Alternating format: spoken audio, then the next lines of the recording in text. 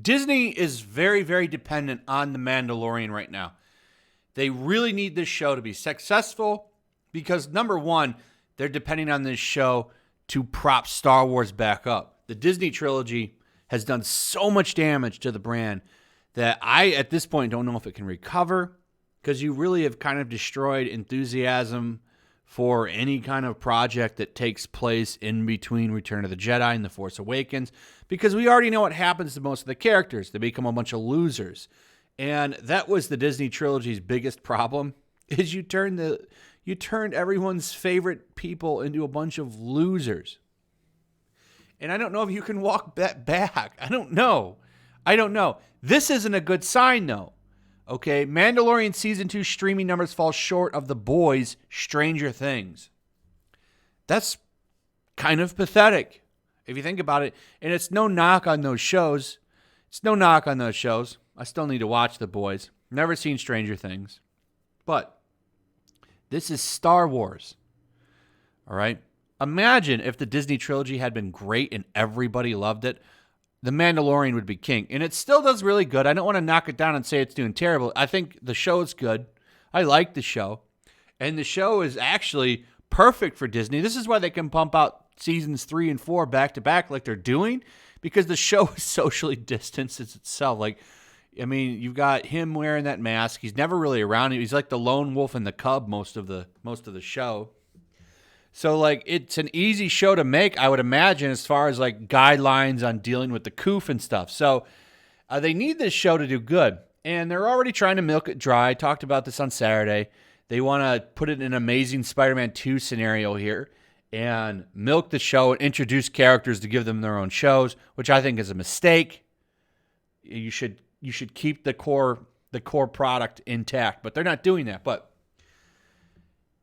the show's not doing as good as they thought it would. Now, if you look at these numbers, so this is coming from Real Good. They collect data based on people that have streaming sites. It's similar to, like, not streaming sites, but streaming services. It's very similar to how the Nielsen data works, where they collect data from mainstream shows off cable. But here's what they have here. So TV show opening weekend performances. You can see The Boys and Stranger Things Season 3 beat it. Stranger Things Season 3 barely beat it, but The Boys Season 2 is clearly much, much bigger. Kind of showing that comic book stuff is still quite popular. It's not going anywhere. That's pretty impressive that it's got that much of a lead over Season 2.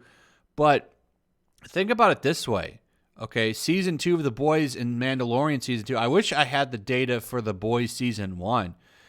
I doubt it was as big as The Mandalorian Season 1. So that's a much bigger increase in viewership, I bet. But I don't have that. I can only go off this. And damn, that is pretty stunning, the differences there. And it says a lot about the brand.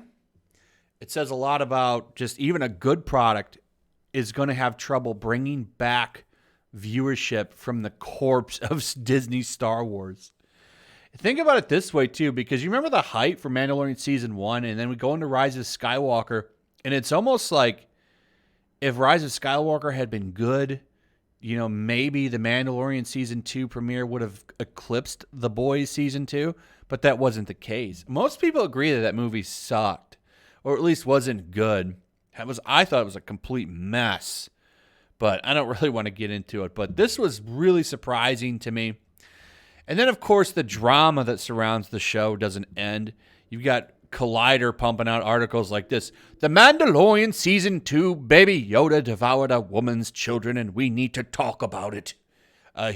Spoiler, eats some eggs from the passenger. The show is literally called The Passenger for Episode 2. So I don't really think it's that crazy of a spoiler. If you haven't watched yet, you know, I think that there's a certain amount of time you give people for spoilers, right? I think I'm in the clear to talk about it. If you haven't watched Episode 2 yet, why haven't you watched it yet if you're that concerned about it? So, yeah, after like 4 days, I think you pass the threshold for spoilers. And we're on day 4 right now. So, especially, this isn't like going to the movie theater. It's on a streaming site. So Collider's mad that Baby Yoda eats the eggs of that frog lady. We got to write a whole article being mad about that. And then the other big story, and this broke over the weekend, like this show could just not stay away from controversy at all. And this time it's like now Pedro Pascal, who is pretty much just the voice of the Mandalorian. From what I understand, he was crying about having to hide his face the whole show, and because it's so popular. I mean, you see his face one time last season. But now he's like, a lot of these people in Hollywood are jumping around and all happy about the election and stuff, of course, because they push so hard for it. But what I hate is when they do stuff like this. So Pedro Pascal shares this meme. He deleted it too, by the way. It says losers in 1965, losers in 1945, losers in 2020. And you see it's a MAGA hat there. So he's calling people that support the Orange Man istophobes, basically. I don't want to say the correct word because it's a certain World War II group that I don't know if I can say that on YouTube. So he just put out a bunch of memes laughing, and this would be fine, I guess, but this meme I have a problem with because it's like, dude, okay, you're calling a ton of your fans a pretty nasty thing. I've always had a problem with that. If you want to get political, fine. Don't go too hard on it. But this is a little bit different. So he deletes it. And then what's funny is he doubles down on it. This is a fine article by Bounding into Comics, but they missed something here. Geeks and Gamers put out a video talking about it. And then he shares this and says, stay on top of it, kind of taunting him. And then he says, I love the way he says, Pedro. Pretty unnecessary. I don't understand why. I like that picture that they used for it. It's kind of funny. He's like, what?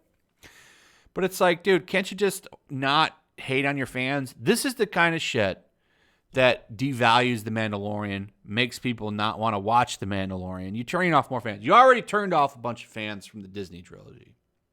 You would think that you would want to keep the ones you have happy.